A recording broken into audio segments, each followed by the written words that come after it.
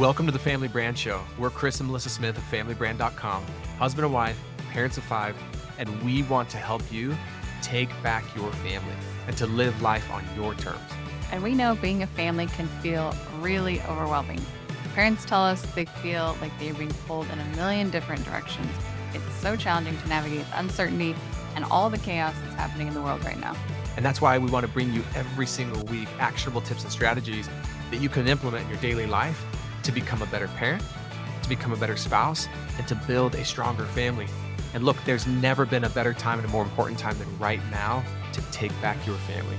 You can define what your family stands for, or the world is going to do it for you. And the world needs strong families now more than ever, and it starts right here with your family. Hello, everyone. I hope you are enjoying the holiday season. I think we've been having a ton of fun in the Smith family. Basketball season is upon us. Yeah. That's what it feels like to me. It's like, yes, it's the holiday season, but it's also basketball season, which everyone's excited about. A lot of Chris is coaching Ivy's team. She's in 8th grade. And then our older son, he's playing varsity. And then our 5th grader, he's playing. It's really fun right now. I feel like usually towards the end of the seasons, we're getting burned out, but it's exciting right now. Yeah, it is exciting. And I think our kids are having tons of fun leading up to Christmas, wrapping presents, just getting in the Christmas spirit. And Melissa and I, we wanted to talk about something that I think it's a useful conversation to be in all the time, but I think especially as you're heading into the new year and starting to think about, okay, what did I learn this year? And what do I want to create next year? Which Melissa has designed this incredible program that she'll be sharing with you probably in one of the next 1 or 2 episodes. Yeah, the next few weeks. Not a program per se, but like our New Year's approach, family brand approach. Yeah, we developed this several years ago, and it's been really fun for us. We feel like it gives us a way to end the year that we're currently in a really powerful way, and then kick off the new year with a lot of momentum and clarity. And Melissa was like, a conversation we should go back and revisit that would really serve people heading into the new year is this idea of language creates. It was one of the first episodes we ever did on the Family Brand podcast, and probably one of the most downloaded episodes of all time. Yeah.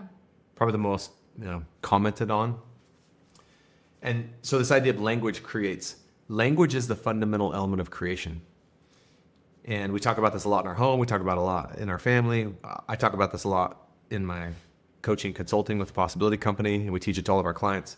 And I know that's a really bold statement, but language is the fundamental element of creation. Everything that exists in the world it was started first with language. Even if you go back to, the story of creation in the scriptures, like God said, "Let there be light," and there was light. So you can't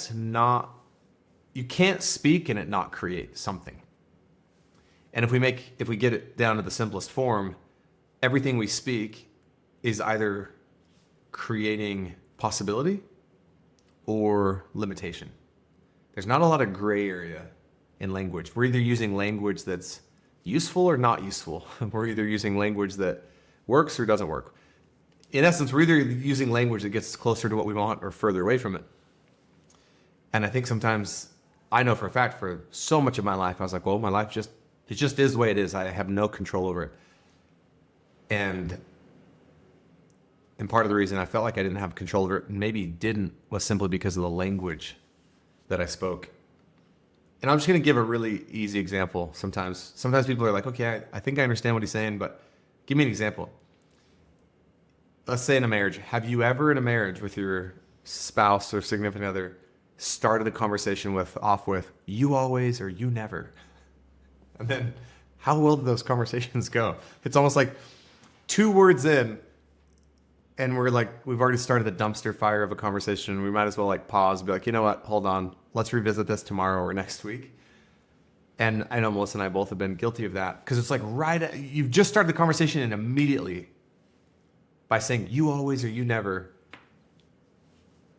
it creates something that isn't useful, that isn't going to work, that probably takes you further away from what you want. So we'll share some examples we've seen in our family I guess I would just say though here in the opening, the words you speak create the culture of your home. So you can't consistently speak words of limitation, negativity, criticism, and then have a culture of love, possibility, freedom. They just can't exist together. A couple of examples that stand out to me lately of this, and again, I think every family is on the journey. Chris and I are not here saying that we always are so powerful in the language that we use, and we're always like amazing. That's not what we're saying at all, but it is something you have to be conscious of, and we are conscious of. But I had these two examples that stuck out to me recently, and these were actually outside of our home, but I don't know, they were just kind of like, oh, that's interesting, and I really noticed other people's use of language. So number one is I was in an Uber recently, and we started talking, and the Uber driver found out that I had an 18-year-old son, and he was like, how old are you? And I told him, and he was like, I can't believe you have an 18-year-old. He's like, does your husband look, he felt like I looked young, whatever. He's like, does your husband look young too? And I was like, He was like, does your husband look young? Do you have a husband? Are you happily married? no, it wasn't like I'm that just at all. kidding. But and then I proceeded to like show him a picture of my husband, and then he was like, oh, does he go to the gym? It was just like this funny interaction, which I love taking Uber rides for that reason. But I was like, yeah, actually, Chris is very committed to the gym, maybe like one of the most committed people I know. And he was like, I should get to the gym. And this is something that Chris actually talks about a lot. And I felt a little bit of, I guess, bold on this Uber ride. And I was like, you know what? My husband would tell you that you shouldn't tell yourself that you should go. You should just, and you tell it better. What would you have said to him? Well, I didn't know Melissa was going to tell the story. Several years ago, I had this thought that there's language so the language we speak is either anchored in limitation or rooted in possibility. And that thought just came to me one day, and I was like, okay, what does that mean, anchored? And think about an anchor. An anchor is meant to hold you down, hold you in place. So another way, it kind of keeps you stuck. So a lot of times we use words and language that we don't even realize it's anchoring us. But then there's also words that roots us in possibility. And the idea of roots is that they grow and they expand. Some of the language that I think are phrases that are commonly used that can be very dangerous, but on the surface they don't seem like that big a deal. Phrases like should, supposed to, need to, have to. So anytime you're telling yourself like, I should get back to the gym, I need to get back to the gym, I have to start doing better at this, I'm supposed to, it's like, none of those phrases actually have you want to do any of those things. But phrases like, I'm going to, I'm committed to, I want to, I will, even just energetically. Think about the difference between I should be going to the gym versus I'm committed to going to the gym, right? Think of the phrase of like, I need to do better about my health versus like, man, I'm really committed to making some changes in my health. And it doesn't mean that just because you shift the words that everything's going to start to change, but by just shifting the words, it can like start to plant some seeds and new possibilities would open up. So what I would say to this guy is instead of him saying like, oh man, he said I should go back, I should be going back to the gym. Yeah, I should be getting to the gym. It's like, hey, what if instead of saying I should be going back to the gym, what if you started thinking about like this idea of saying, I'm going to get back to the gym? Because one is like coming from a place of guilt and shame if you really think about it. Oh, I should be, I need to be, I'm not, it basically insinuating I'm not doing good, I'm doing bad, I'm not good enough. Like it's like most people will never guilt and shame themselves into change, but that's what we do. But you might inspire yourself, right? And make a commitment. And I've actually had this experience there's a couple people that I see regularly, and I've told this to Melissa, a couple of these people that I'm thinking about in particular, I can count like 2 or 3 times a year for the last 3 years. They will see me, and not every interaction, but 2 or 3 interactions a year, they'll be like, oh man, I know how often you get to the gym and you look like you take care of yourself. man, I really need to get back to the gym. Man, I should be going to the gym. And yet they never do. And I don't think they realize that their language has something to do with it. And I think sometimes the danger in that is you think by saying, I should be getting back to the gym, you think you've done something about it.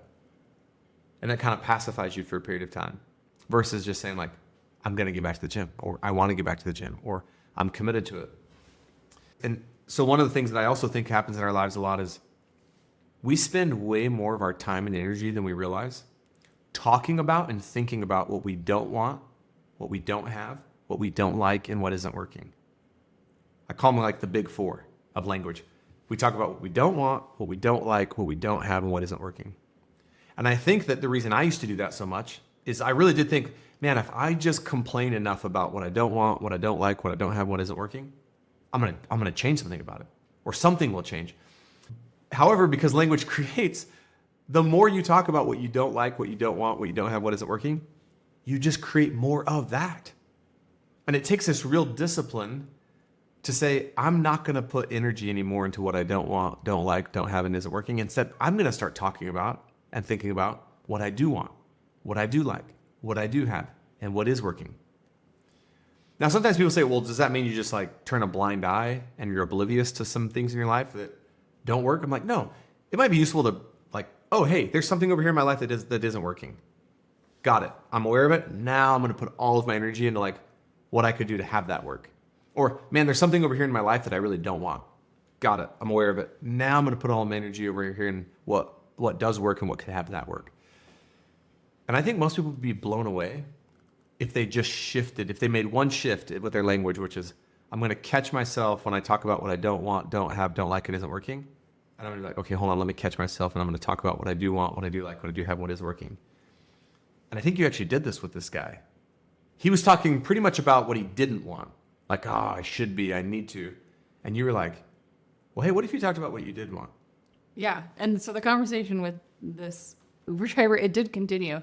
And he did say like, oh yeah, my parents aren't in good health, and some other family members, and I don't want that for my future. He was young. He was like in his 20s.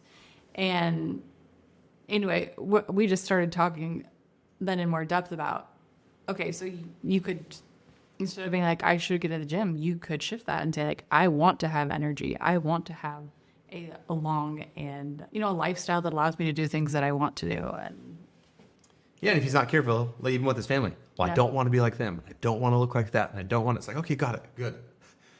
You have enough awareness about what you don't want. You never need to talk about it again. Now put all of it into like, well, what do you want? Well, I want to have enough energy to like play with my kids and my grandkids. Awesome. What else do you want? Well, I want to be active enough to like, go on hikes with my wife. Amazing. What else do you want? And you get people in the energy of what they want and speaking it, and then it starts creating it. But it always, always starts with language. I feel like that is a very applicable one. Like we kind of set it up at the beginning, as we're looking towards the new year. I feel like oftentimes people have goals or wishes around their health. So that one felt applicable to me. And then this other situation I saw recently where this happened on this mom's group, and this was like actually heartbreaking to me. There was this, I don't know this woman, but she posted in this mom's group, she said, my daughter lives out of the country. She lives, I don't know, in Europe somewhere. And she's like, I haven't seen my daughter in 14 years, and I don't think I will ever see her. And then people in the comments are saying, well, like, why can't you see her? And what about this? And what about that? And every single thing, or like every reply she was making to these comments was just reasons why it could never work and why she could never go. And it seemed like, to me, that they weren't actually, like, they felt legitimate to her, but they were overcomable. Like these things she was saying, like, well, I don't have anyone to watch my pets. There were people in the comments that are like, I'll watch your pet for you. But I think sometimes we do that to ourselves. And it's been 14 years, and this was a heartbreaking thing. I'm like, she hasn't seen her daughter in 14 years, and it's something she says she really wants. I think sometimes we have these goals and dreams for ourselves in this situation, in this conversation, these goals and dreams for ourselves in the new year, but then we talk ourselves out of them and say like why they could never work and why it's just like not going to happen for us. But I think that is something to look at too as it relates to language. Like, why couldn't that happen? Like, why couldn't she go visit her daughter in the span of 14 years, she really wasn't able to go see her daughter. I think that's something that she just kind of keeps repeating to herself, that I'll never see my daughter again. I'll never be able to do this. And these are the reasons why. Yeah, that's really interesting because I think sometimes we have to realize that what we say sometimes is in direct conflict with ourselves. Like on one hand, we might say, I really want this. And then if all of the language behind it, though, is all of the evidences and the reasons why you have and why it couldn't work, for you to recognize, like, well, you're a contradiction of yourself. Like, instead say, I haven't seen my daughter in 14 years, and I'm going to live in the possibility that I could. And I'm going to, instead of immediately finding all the evidence for why it wouldn't work and then proving myself right, I'm going to have the discipline to like suspend that for a minute and live in the possibility of like, I haven't seen my daughter in 14 years. I want to do that. I'm willing to do whatever it takes. What would it take to have it actually happen? And just by like shifting how you look at it and using different language, I guarantee within 15 to 20 minutes, she could come up with ways to actually make it happen. But I also think, though, we don't realize that we do this to ourselves so much.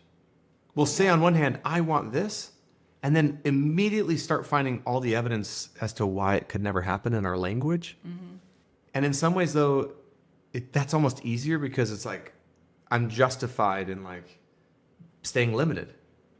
Because it's almost like she doesn't have to confront anything by just, like, if she goes, hey, I haven't seen my daughter in 14 years, I'd really love to, but it'll never happen, she's immediately off the hook. Does that make sense? To like go and make it happen? Yeah, like I don't have to do anything new. Yeah. I just have to stay right where I'm at and what's comfortable. But if she was like, no, I want to go see my daughter and I'm willing to do whatever it takes and just sit in the question, what would it take?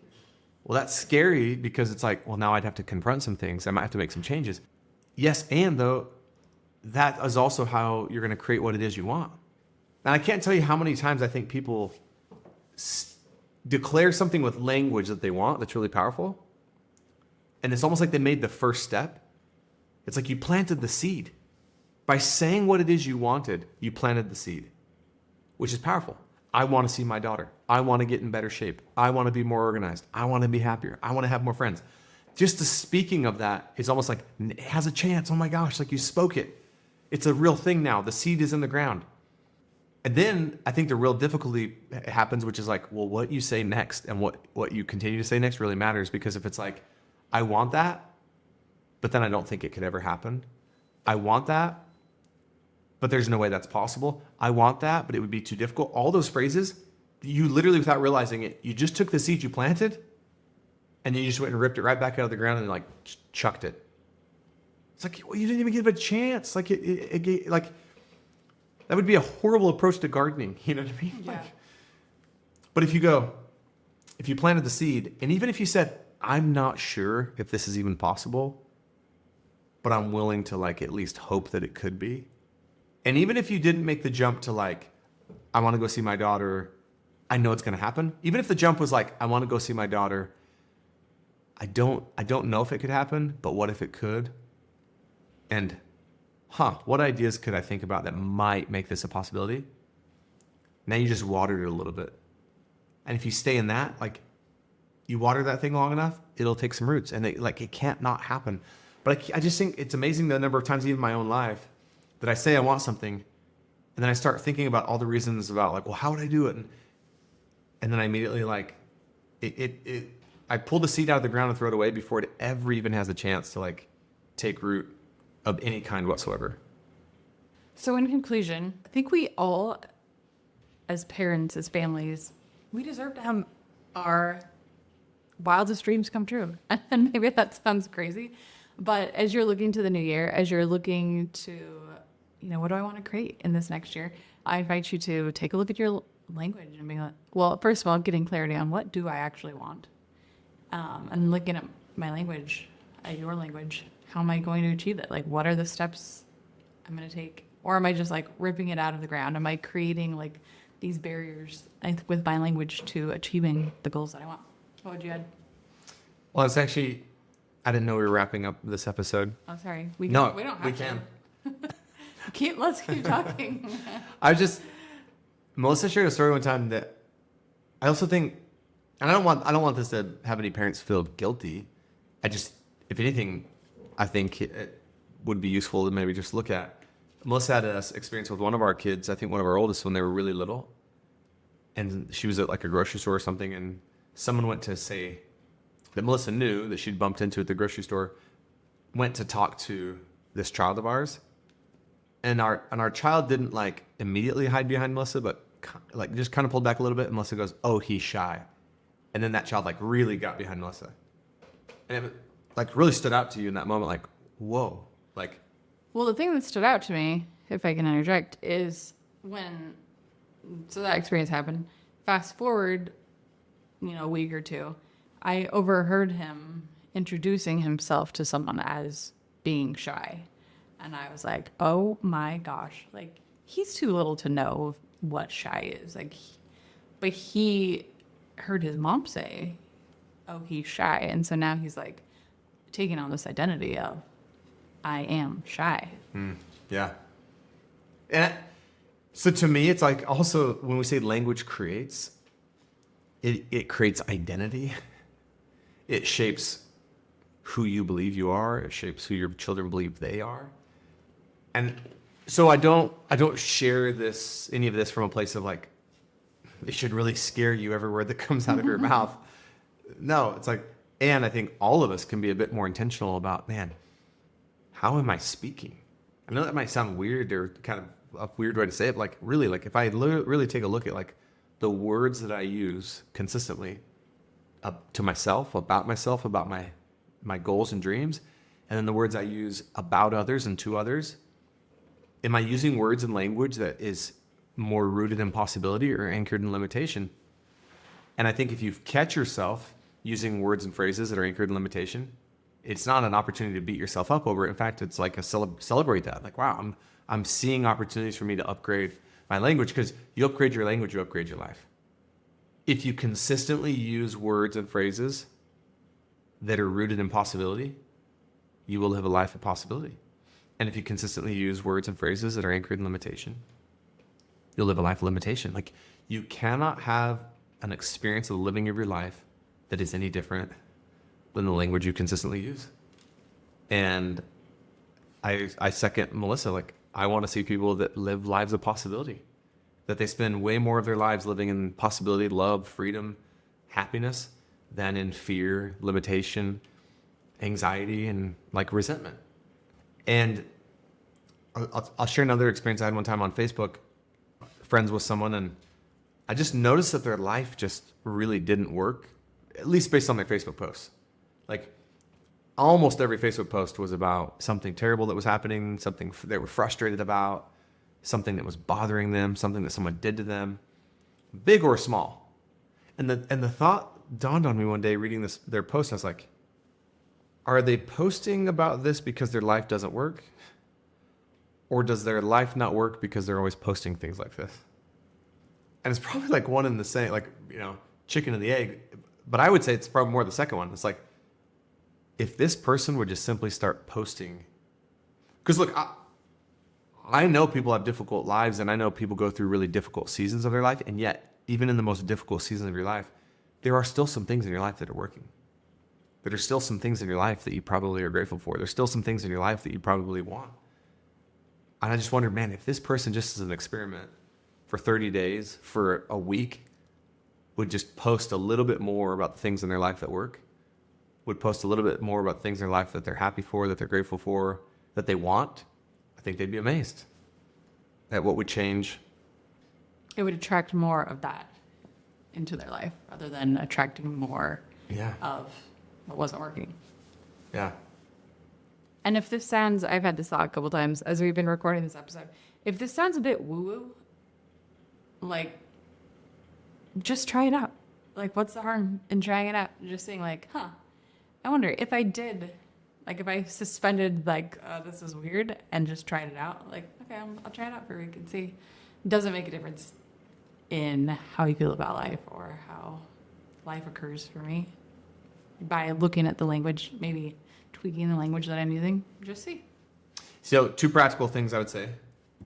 One thing that'd be really cool is if you have a family member, child, significant other, whoever it is, that you find is often using language that probably doesn't serve them, you can actually help them without calling them out, without being like, change your language, because that's probably not going to have people want to change. Or you need to change your language. You should change your language. Again, not super inspiring or motivating. But sometimes with my kids, even if they're talking a lot about what they don't want, don't like, don't have, isn't working, I'll give them space to say that. So again, because I think it's important for the people to be able to share and feel like they're heard. And then I'll sometimes say, well, hey, well, what did you like about school? Or hey, well, tell me what you do want. And sometimes it's miraculous. Like you can get them to shift from the energy and language of limitation to possibility without even them realizing they're doing it. They can be going on and on for 5, 10, 15 minutes about something they don't want or don't like or isn't working. And then just through questions, you bring them back around and they'll start talking about what they do want, what they do like, what is working. So that's one really practical thing. And I would say with yourself, maybe just kind of analyze your language for a week and just throughout the day a few times be like, okay, am I talking more about what is working in my life or am I talking about what isn't working? So if I could boil it down to the most simple terms is like, am I talking about and thinking about what is working and what could work? Or am I just only obsessed and talking about what isn't working? And man, it just seems like we're all so caught up in it too on social media. Like sadly, when I go on social media, and I've been trying to limit how often I am on social media, the majority of the posts are about something that isn't working in the world, in someone's life, and politics. And it's just like, and so, yeah, talk about what works and your life will work. All right. So that is it for today's episode of the Family Brand Podcast. But before you go, we have something fun for you. Yeah. Like if you've ever wondered, okay, so how's our family culture actually doing? We've got an incredible quiz for that. Good news, it's quick, it's free, and when you're done with that quiz, we'll even email you this awesome PDF full of practical ways to strengthen your family culture right away. So all you have to do is go to familybrand.com/quiz, take the quiz, grab the PDF. We'll see you next time.